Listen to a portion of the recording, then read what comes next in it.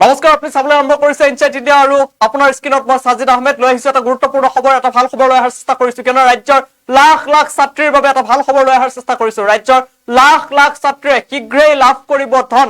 জানুৱাৰী মাহতে লাখ লাখ ছাত্ৰীৰ একাউণ্টত সোমাব ধন আৰু চৰকাৰে লৈ আহিছে এই ভাল খবৰ।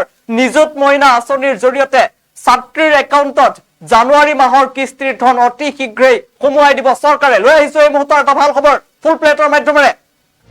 ৰাজ্যৰ লাখ লাখ ছাত্ৰীৰ বাবে ভাল খবৰ। মুখ্যমন্ত্ৰী ডক্টৰ হিমন্ত বিশ্ব শৰ্মাই সামাজিক মাধ্যমত দিলে নিযুত মাইনাৰ খবৰ।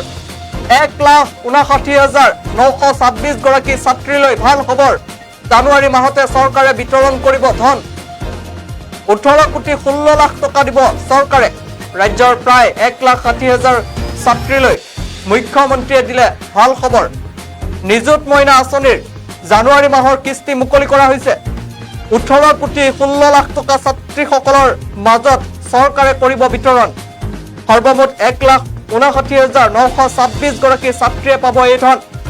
বাল্য বিবাহ ৰোধৰ বাবে চৰকাৰে লৈছে এই পদক্ষেপ। কন্যাসকলৰ আশা আকাংক্ষাক উৎসাহ প্ৰদানৰ বাবে চৰকাৰৰ এই ব্যৱস্থা। পুৱাতে ৰাজ্যৰ মুখ্যমন্ত্ৰীয়ে সামাজিক মাধ্যমত দিলে নিযুত মইনাৰ ভাল খবৰ। 1,59,926 গৰাকী ছাত্ৰীৰ বাবে এটা ভাল খবৰ জনাই আছো। জানুৱাৰী মাহতে চৰকাৰে বিতৰণ কৰিব ধন। ইতিমধ্যে চৰকাৰে মুকলি কৰিছে 18,16 লাখ টকা। নিযুত মইনাৰ জানুৱাৰী মাহৰ কিস্তি মুকলি কৰা হৈছে। জানুৱাৰী মাহতে লাভ কৰিব এই ধনসমূহ।